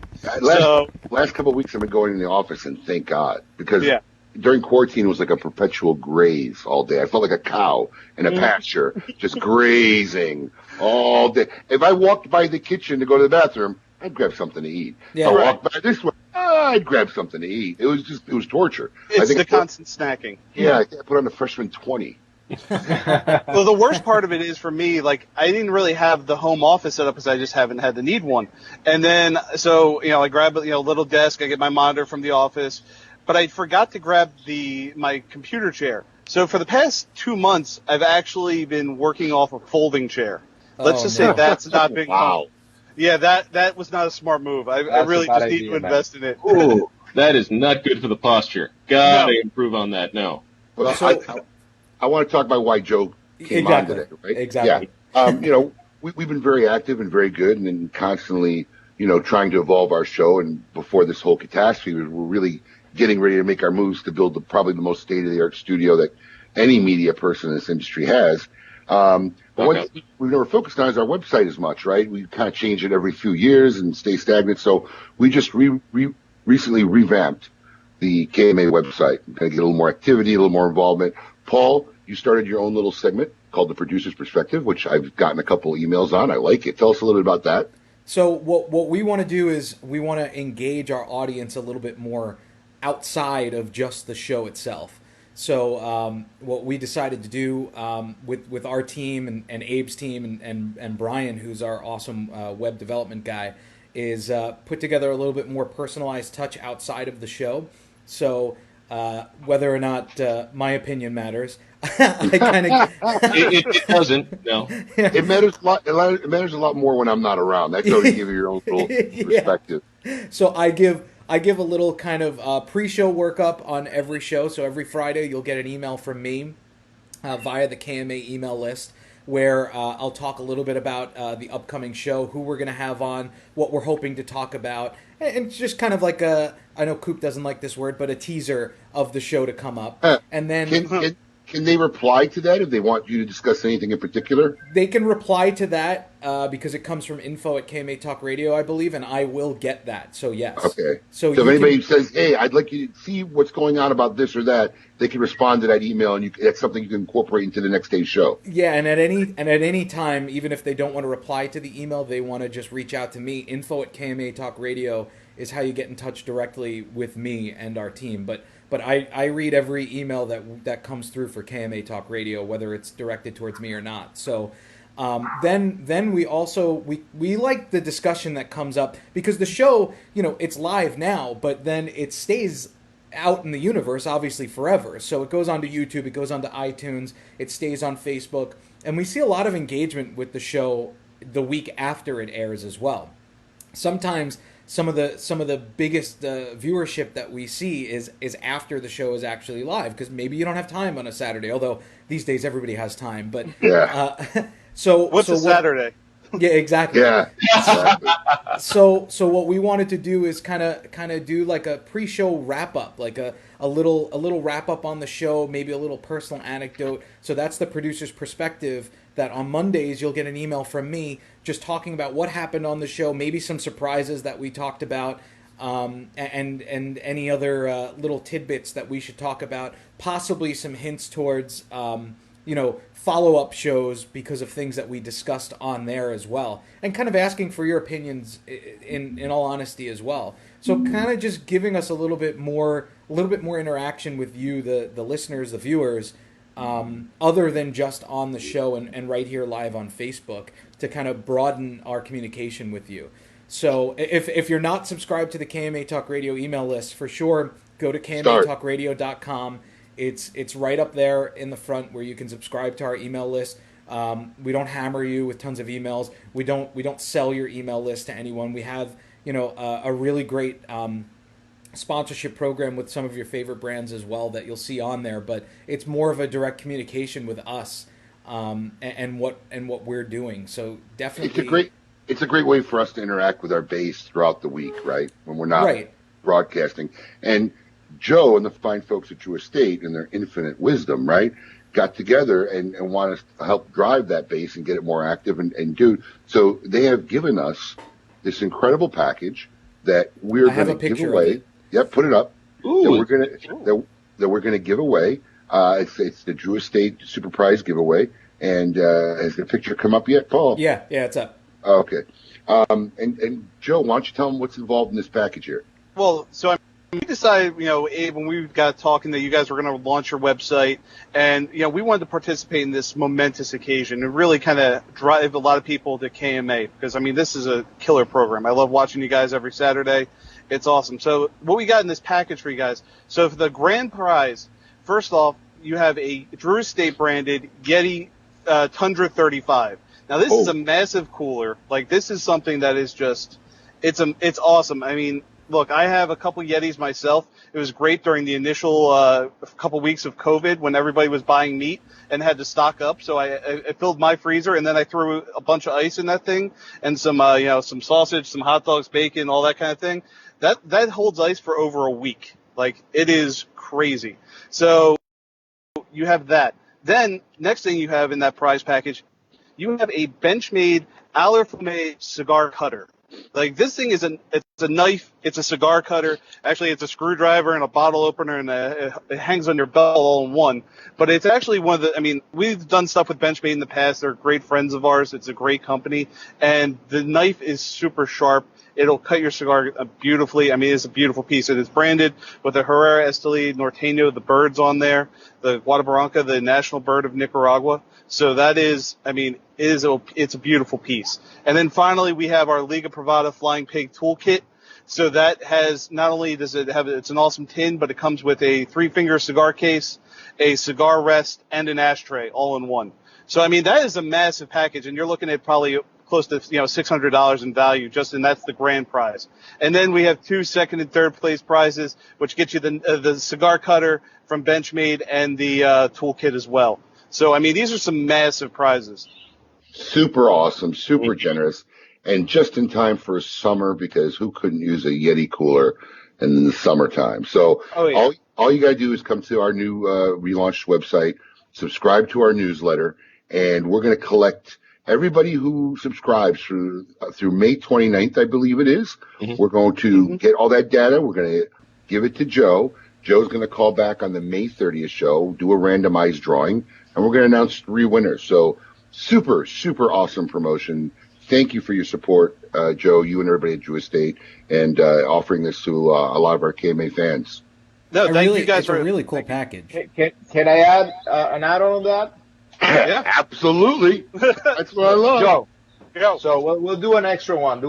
If someone, we have this special book. I don't know if you guys have read it. This is called Cinco Décadas, The Rise of the Nicaraguan Cigar. This is a book that we published last year, 2018, about the history of Nicaraguan tobacco, about Joya de Nicaragua. It's a beautiful masterpiece.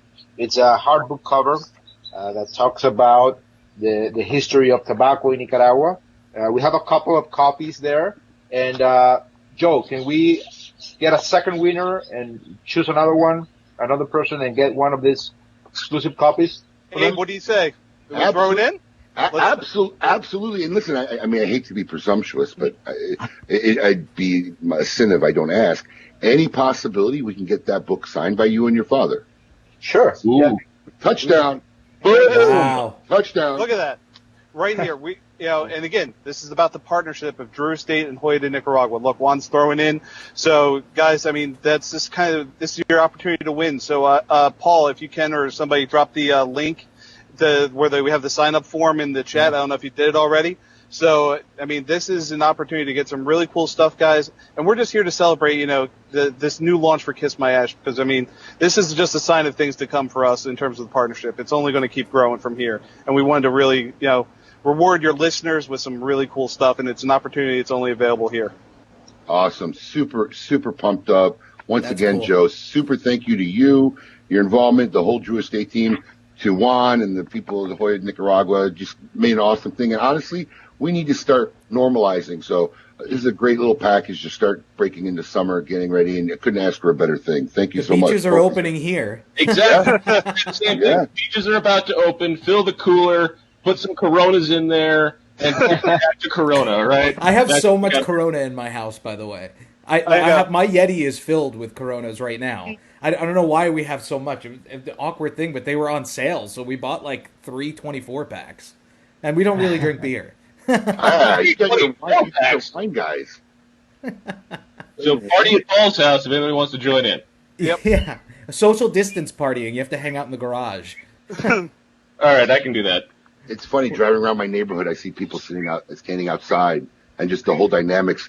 One person standing here, one person standing here, one person standing, and there's 4 people talking 10 yards apart. Abe, when you go out for a walk, do you wear a mask or no? Excuse me, when I do what? When you go out for a walk. Oh, okay. You don't walk the dog? What's that? All right. That's why he's got 4 kids. Listen, I saw a guy ride. So I ride the bike every day with Axel, my 1.5-year-old. He sits on the front. There's one of those front seats, those Thule seats. And I was riding, and some guy was riding his bike, passing me, and he was wearing a mask while he was riding his bike. And I'm like, how close could you possibly get to another person where you have to wear a mask outside? But I felt like he was judging me because I wasn't wearing one. Let me tell you something. If I wore a mask while riding a bike or walking, I'd probably have a heart attack. Yeah, you'll die. I just put the mask on. I brought my daughter with me to work today because she likes to come. And I just stopped at a gas station to get her some breakfast and whatever. And, of course, anytime I go into a public setting, I put on a mask. You know? Yeah, here too. Just for the courtesy of the people around me. If that's what it takes to make other people feel more comfortable, I'm all right with it. It's not the end of the world. But holy cow, when I got to the car, I'm like, oh my God. I felt like oxygen. I was like dying. I mean, if I tried to do any physical activity with a mask, COVID would not be my issue. Try wearing glasses with a mask. Oh yeah, fogged up immediately. Yeah, you can't see a damn thing. Can't see. Totally true. Well, Joe, thank you so much for coming on. We'll be talking to you. Oh, go ahead, Joe. I know. I just had a quick aside.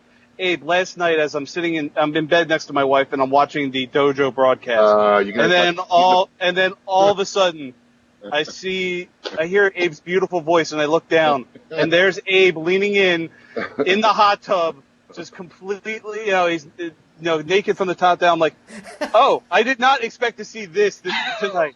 So I just had to bring that up. I'm sorry but that was just one of those not expected things that happened. Wow, I have to watch this now. It's the last 10 minutes. True story.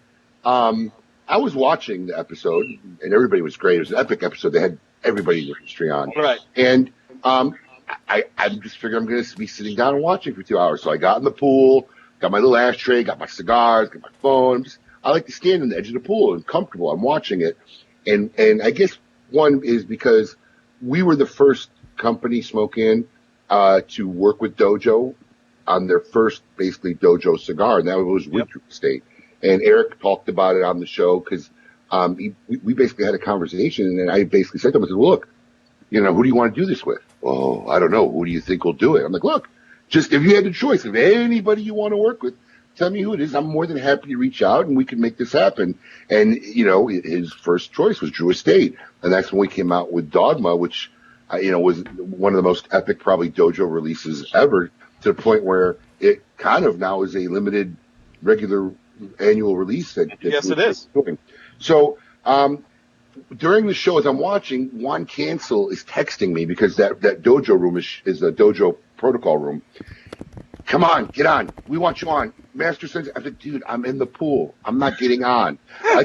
That's all I need to do is give Skip Martin an opportunity for me being in a pool. And literally, he battered me for like 30 minutes. My phone wouldn't stop pinging. I couldn't watch a show in peace. So I literally got on in the last 10 minutes. And as I got on, Skip Martin was talking about sous vide, the boiling of the. Oh, yeah. So it was just perfect timing. Like, Skip, you inspired me. I'm sous videing myself.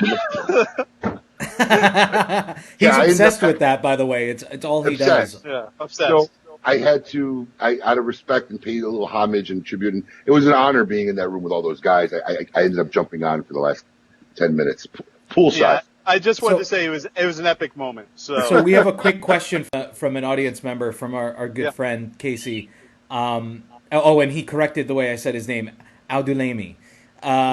Juan, if they don't win this package, where can our listeners buy that book that you showed us? Is it available for purchase anywhere? It's not available in the U.S. precisely, but we're going to get it on Amazon soon. So it's going to be available on Amazon. We'll let people know when it's So when it's available, let us know, and we'll get it out to our listeners so that they So this is something you can't get here right now, Casey, so you better enter the contest. Yeah. Yep. Joe, thank you again. Thank you for having me on, guys. I appreciate it. Good luck to everybody with the contest. I'm sure you'll see me on when we'll do the grand prize drawing. So I really appreciate it. And thanks, Abe. Thanks, Paul. Thanks, Adam. Thank you. No problem. May 30th. Make sure you are listening on that day. Make sure you go to the KMA Talk Radio Facebook page, KMATalkRadio.com. Sign up so you can win that fantastic package. It's going to be phenomenal. And win the chance to get a book autographed by Mr. Juan Martinez and his father, Dr. Cuenca. So, hey, how can you go wrong there that you can't even get in the United States? Super cool. That is that just takes it up a notch, man. That's pretty cool. Oh, yeah. So we're going to bring in William Cooper as well. Juan, if you have a few minutes to hang out to talk to our good friend. Sure. But while we're bringing Coop on, Juan, everybody's talking, PCA is supposed to be coming up soon. are you guys got anything new in the works that you guys are working on currently for new products wise? Can you hear me? You guys hear me? Yeah. Okay. Well, yeah. Fortunately, I don't think I'm gonna be in PCA this year. Of course, Drew Estate is not coming, so Yep. there are distributors there. So we're not gonna be coming directly. Most of our customers from the international markets will not be coming either. So unfortunately, Las Vegas won't be happening for me personally this year. And also, flights are canceled in and out from Nicaragua until probably mid-June. So we'll see what happens there. We're actually cut out from the rest of the world at this moment. But we are coming up with a couple of, actually 3 new projects. We'll be releasing the news sometime in May. But some exciting extensions that we're going to be bringing up and some exclusive stuff that we're working on. Hopefully will be on the streets in June or July. Hopefully, yeah. Great. Well, keep the secrecy. We'll let that go. Yes. Otherwise, Absolutely. So now joining us live from a different room in his house, Mr. William Cooper. Koopaloop, what's happening, buddy? Hey guys, hey Juan, how's it going? Hey, Coop, how are you, Coop, we brother? lost your video there for a second. I think you may just I think you have got to to hit the click it video on. button. Okay, how's that? Oh, there he is. It's the excitement of which room he's going to be in every week now. It's, Yeah. it's the new thing. There was supposed to be a fireplace, if I'm not mistaken, this week. That was last week. That was last week, except the fireplace isn't working right now. You weren't sober last week. You don't remember. Right, exactly. Coop, is this what, like your Florida room or something? Oh, this is the quote unquote the room that's called the parlor. The parlor. The parlor. All I got to say is that lamp to your left is pretty epic. It's antique. It's antique. I wish you could raise the camera. I need to see how big that top actually is. Yeah. That is like. Yeah, it's a little. No. Let me Don't see it. Be Be careful, the Coop. antique. We don't Yeah, want you to yeah, get I in can't- trouble. Yeah, no, the camera's too far back to do it, unfortunately. Don't worry. I'll put a picture up of it. Yeah, that's I got to ask, Coop, are all the pillows in your house pink? No, just this I feel room. like from one of the previous rooms, the pillows there were pink as well. Yeah, it's the same room though, it's just a different angle. It was. Yeah, Adam, it's yeah. not pink, it's rose. It's rose, Fine. rosé. Oh, okay, my apologies. Yeah. Wow. My pillow etiquette is not up to form as to what it should be. Wow. So, Coop, there's been some things in the news this week. I saw a couple of your Facebook comments. You want to touch on any of that PCA stuff? Yeah, so what's happening with the PCA right now is they haven't made any final decision if the show's on or not, so I want to make that clear right now. Their last official statement was it was on, but they haven't changed that position as of yet. But there was an interesting piece of news that came out of Las Vegas late this past week, and the Nevada Gaming Commission, which is basically the regulatory body in Las Vegas that casinos and hotels have to abide by, they put forth their regulations for reopening Las Vegas. And there's a bunch of things like social distancing in there, but one of the things that's in those regulations is a cap on 250 people at conventions. So the question is, with the PCA trade show coming up very soon in July, it's putting it right up against now probably these initial regulations coming in. But needless to say, I don't know how you can have any sort of convention with 250 people. There's with more a than trade show. 250 exhibitors. Exactly. If you go, if you had one person per day, even if you had like 100, and you have 2.5. Yeah. But there's another. Go ahead, Abe. Look, I know you're rumor free, but I'm not rumor free. So there's been a thing, and I don't know if anybody else has heard it, but I heard there's an announcement coming Monday that pretty much is going to say that it's not going to happen this year. Well, Monday's the 60-day. A lot of people are looking for Monday, too, because Monday is 60 days before the trade show opens. So that would make sense that something's going to happen early next week. And I'm hearing the same things as you are. I wasn't sure if you were, but that's the rumor on the street. Right. That's supposedly the word. I'll say word on the street, but it makes sense because you're getting into – once you get into that 60-day window, I don't know how you're going to make any changes at that point. Yeah. So true. So what else is going on in the world, Coop? The other thing that's happened is it was a slow week in news this week, but the U.S. Court of Appeals ruled against the cigar industry and the FDA to try to push the substantial equivalence date back to August 8th, 2021. So it's going to be that September 9th date that we reported a few weeks ago. So because what this country needs right now is to make sure that the substantial equivalent of this industry is on point. That's a deep concern right now. It's very important right now. Yes, save lives. Nothing else is really going on that we should actually be worrying about. Just that. That's no. Or with the FDA, nothing's going on right now, right? You don't think that? No, not at all. Yeah, I keep going. This September 9th date is not too far away, and I doubt the FDA is starting to work on substantial equivalence right now. So I'm not sure what that date just seemed like it wasn't enough time to begin with. Who's got the motorcycle? Is that you, Coop? No, definitely not me. I'm hearing it. Right, that was me. Okay, so when you hear stuff like that, Adam, in the background, you just might say, yeah, let me mute my mic. But anyways, I mean, yeah, can you imagine right now any single FDA resource being used on anything other than working on some kind of developmental drug or vaccine or treatment for this world crisis? But no, they want to work on this. Joke. No, it's true. Waste of time. It's true, and like I said, I can't even see, like, if you were to take that higher up into, like, the Department of Health and Human Services, what they would even say on that. I don't know where the insanity ends in this country. I mean, I really don't. I mean, it's just so deep. And did anybody see this video going viral this week about the former Dr. Fauci employee? Yeah. Who went to jail and it was all over the internet. Who went to jail and just shows this whole cabal movement that dates back like 30 plus years. Was that pandemic thing? It was a pandemic or something. If I find the link, I'll get a copy of the link. I'll post it in the chat. I think someone messaged it to me on Facebook. It's about a 30-minute thing, but if you're not equivalently freaked out and realize that there's a big movement by that end of the thing, because this woman worked for him and she's got a book now. I mean, look, you don't know who to believe, but everything I heard in there is so extremely yeah, it kind of makes sense. It just kind of tells you what's going to put an end to this. Well, I think the best thing I saw this week was pubs in Ireland are closed until August 10th. Hell has frozen over. Yeah, what are people going to do? Ireland.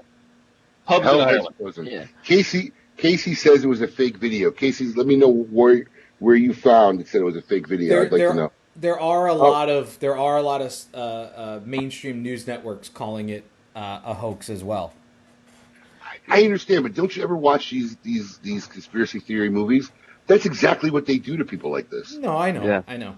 They write them off as hoaxes and contradict them, but That's why we go to Coop for our news. Right. Right? Rumor-free news. What else we got? Anything else in rumor-free news this week? There was not much product-wise except that Jerry Tobacco, the company run by Christian Aroa's brother Justo and their father Julio, they announced they're going to be shipping a new blend under the Aladino line called the Aladino Habano. It's going to be a Rothschild-sized cigar, all Honduran tobacco, Habano wrapper, and that's going to expected to hit stores by this summer. Okay, there we go. Very nice. What do you got in the review packet for this week, Coop? A bunch of stuff happening this week. Definitely we have, I know we have Joya numero 1 coming up, I think, in a couple of weeks right now, which I've smoked out, and that's very good right now. The J.C. Newman TAA cigar is coming up tomorrow, so you can look forward to that one as well. Okay. There we go. Fun stuff. Paul, what do you got? I'm good. Coop, what's going on in your world? Have you gone out since your doctor's appointment, or was that the only time you left? That's really the only time I left. I did get out for a while. I'm not I'm probably going to get out and about a little more. We were going to go down to Orlando next week. We iced those plans though. It didn't make any sense to do that. Disney World is closed. No. Why would you go to Orlando? I don't. My wife's father's there. Oh. Yeah, I don't go to Disney World, Paul. Unlike you, Paul, the rest of us have grown up. You know what's funny, Paul? I have 3 boys. growing up, they expressed no interest in going to Disney World. They were all into Universal Studios. Well, I'm going to tell you why. Because look, the fact of the matter is, realistically, I took my 3 girls there. Universe is not male oriented. Disney World, I don't care what you say, is not male oriented. No. It really isn't, dude. It's family oriented. It's unisex. But girl driven. No. Princesses and bippity boppity boo salons. And Tomorrowland is bippity boppity. Come on. Okay, dude. Okay, look. When 90% of a park Epcot, Epcot, I don't consider Disney World. But it is Disney World. You're just talking about one park, Magic Kingdom.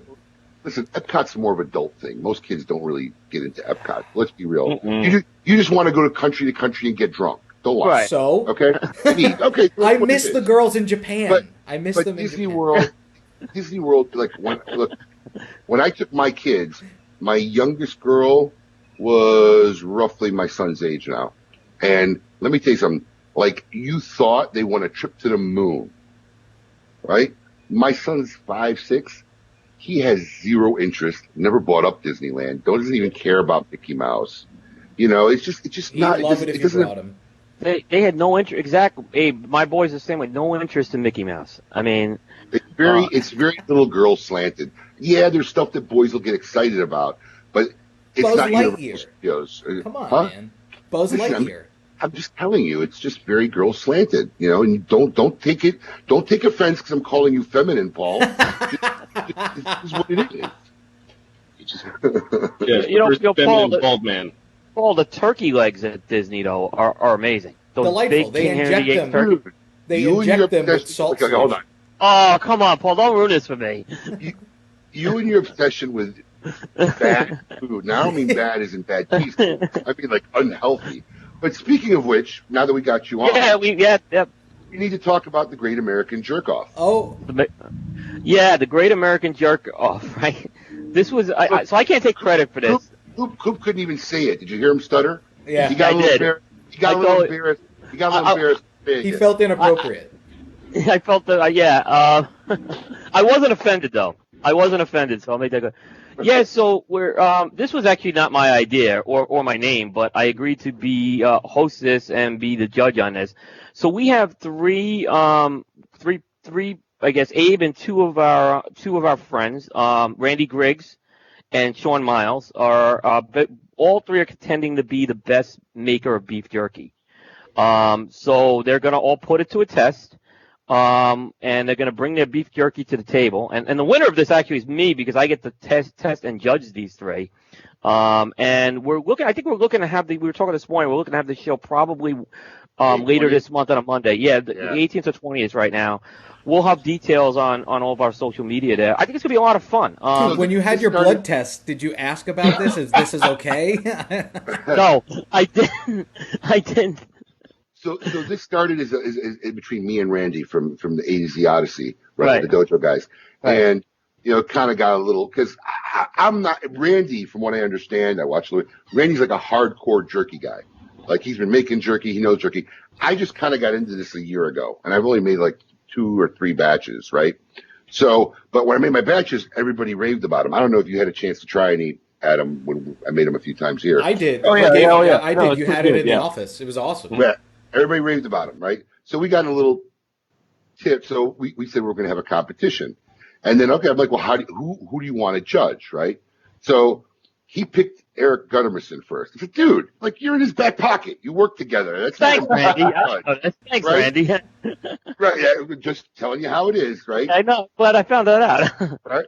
So then he goes, well, what about William Cooper now? Yeah, William's you were his next choice. Okay. Listen, I'd rather have been comfortable with his choice because I didn't want him to say if I win, I set it up.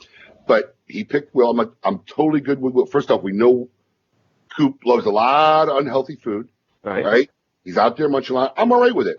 I'll take that. So we started talking about how we were going to do it, the parameters, and it was in our Smoke Inn virtual lounge, which Sean is like the ambassador because he just leaves his computer on in that lounge 24 hours a day. So he's always in that lounge. Right, you can literally stop in. Sometimes at 3 a.m, it could be just a picture of his garage, but he's in the lounge and he's in bed. But Sean's like, well, can I get in on this? Yeah, sure, why not? So I'm actually making a trophy, the Great American Jerk Off. I'm working on, but the winner will get a trophy. And I think next year, Coop, that you figure out a way that we can involve some people, maybe get 20 contestants or something, and we kind of make this a big annual thing, and I'll make a trophy every year. And we'll do the Great American Jerk Off. Yeah, I kind of like it too. And then, like, if you have the studio ready next year, we can obviously come down there and live tastings. Yes. Yeah. So I think we could do. There's a lot of possibilities with it. I was intrigued by the whole idea too. The name is cool actually. I'm cool with the name. So so I just told the guys, I said, get me that final date because here's the date. So just get me the final date so I know folks can make it, and then we'll like I told them after that we'll have a whole show on that. I think it'll be a lot of fun. We'll have jerky, smoke cigars. Yeah. All the final product is already en route to Coop, and basically the format was we all picked one singular jerky that we would all make the same. So we all made a mango habanero jerky. Oh wow! Okay, and then we all got to throw in one of our specialty jerkies as a side one. So those are all on his way to Coop. And wait, hold on. Oh yeah, he's got he's even got his own signature. Hold on, check this out. See, unlike the other guys, I got pizzazz. Oh wait, I gotta get behind it. I can't show it there. Oh, that is cool. Look at the game is bar's been raised, guys. Mm-hmm. There it is. I got it. By the way, Abe, I have had Randy's jerky once before. It is very good. So the competition is, I'm sure, so I'm sure Sean is as well. There's going to be some really good competition here. I'll be the first to say, from what I've learned by talking with them, I am by far the least experienced jerk master. Saka entered a meatball competition, never made a meatball in his life and won. So. Right? Yeah, I mean, which is honestly not a bad thing to say. That I'm the least experienced jerk master. Right. Casey's very excited. He said, "I can't wait for the live jerk off." The possibilities are endless, Casey. Right? Oh, listen, Coop, wait till we start making the shirts. Right. I'll buy one of those. Yeah. Well, Coop, thank you for calling in. We're looking forward to that. Hey, just one other quick question: are you getting, during this whole thing when you're stuck inside, are you getting fast food at all? Because it seems based on your Facebook post that that's all you eat most of the time. So no, that's not true. But I did have fast food for the first time probably in a long time on Thursday night because we did our show a little earlier. And my son ordered a McDonald's delivery at like 11 o'clock at night because we got done earlier. So, and I was starving. So we did have a McDonald's delivery at 11 Thursday night. Wow. All right. But no, not as much. No, I've been a little cautious even about. We try to like basically support some of the local restaurants. Good man. But but at the same time, we don't overdo it eating out either. So yeah. All right. Well, Coop, 100%. thanks for calling in, and check out the Scoop with Coop. We'll post a bunch of his other information as well that he provides us with on the website, and we'll see what fun new room he calls us from next week. Yeah, I can't wait. I think I'm running out here, so take. See you, man. Absolutely. Right. Take care. So, Juan, what do you got planned for the rest of the afternoon? 2 kids. I don't know. Figure it out, man. Play around and clean the house, probably. Now, Juan, are you a beef jerky connoisseur?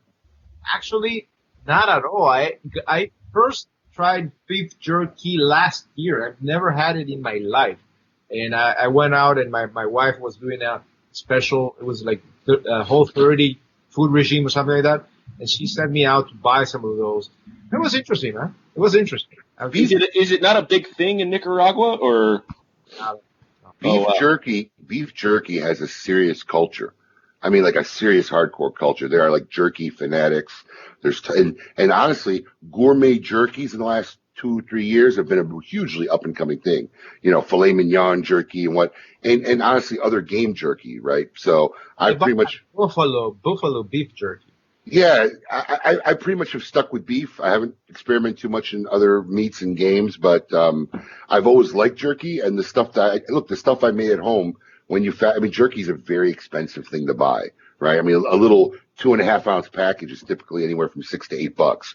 So, and that's not for anything like premium. So making it home, and you got 2 kids, I got 4. So, I mean, I got like a mini locust farm in my house. So buying stuff like that is not practical. So that's really why I started making it home, because all my kids love jerky. But the quality is so much better. It's so much fresher because you're controlling the ingredients. There's no real preservatives in there because it doesn't got to last that long because it disappears so fast. So when next time you're in town, we're going to get you a batch of American-made quality jerky. You could try it. By the way, I was in the Great Smoke in February. Actually, that was my last coming down before. Well, it was a great event, man. I was there. I hadn't been in a while, but it was a fantastic event, man. My respects to you. It was a fun event. Thank you. We're very proud of that event. It's probably one of the fastest growing events. A lot of the events that have been around longer than us have either met their capacity or, they've kind of peaked out, and our event just continues to blow up every year. And we got very fortunate with being able to even have it this year. Yes, because you were the last vendor event. Really, I mean, because everything went to crap right after that, shortly after that event. And we can only pray that the world normalizes a little bit so we can have it in 2021. That's all we're hoping for. I mean, we're in May. We got about 2 or 3 months before we really would end up start working on it again. If Adam just cringed. Just a little bit. That's all we can do. But Juan, thank you for being here today. It's been an absolute pleasure, sir. Yes. Thank you for everything. It has been an honor to hear about your family history, your legacy, and thank you for participating in the KMA Talk Radio contest and for giving up that great book that is going to be autographed by your father and you, which is probably a one-of-a-kind item that somebody can win when they sign up for the KMA Talk Radio email list. So, hey, make sure you go to KMA Talk Radio, sign up for that. And we are honored and privileged to thank you once again for being that. Next week, we're going to talk to Rafael Nodal from Altadis USA and Aging Room Cigars. I'm sure he's got a lot of fun stuff to say. And he's not to mention, he's probably going to be well dressed. He's probably going to be better dressed than anybody we've had on. No. Rafael, I mean, you're not you have zero presence on social media. Yeah, he's been all over social media. Rafael has been extremely active on social media since this quarantine started. He did a show. He's doing interviews, virtual stuff. He's pretty laid back in his dress. This is not a live appearance. He's pretty casual. Oh, so he's going quarantine casual. Yeah. Going quarantine casual. He's been quarantine casual lately, yes. There's a new phrase we can add to the words we've had to learn in this time of pandemic, quarantine casual. Juan, once again, thank you very much for being here. Great pleasure. Anytime. Looking forward to seeing you in person hopefully soon, guys. Take care. Absolutely. Stay strong, man. Absolutely. For everybody out there, thanks for listening. We hope you enjoyed this week's show. If you missed any part of it, check it out on the YouTube, on the Facebook. And yes, there will be a jerk off coming soon. Hopefully, we'll have details on that later. Until then, as always, keep it lit.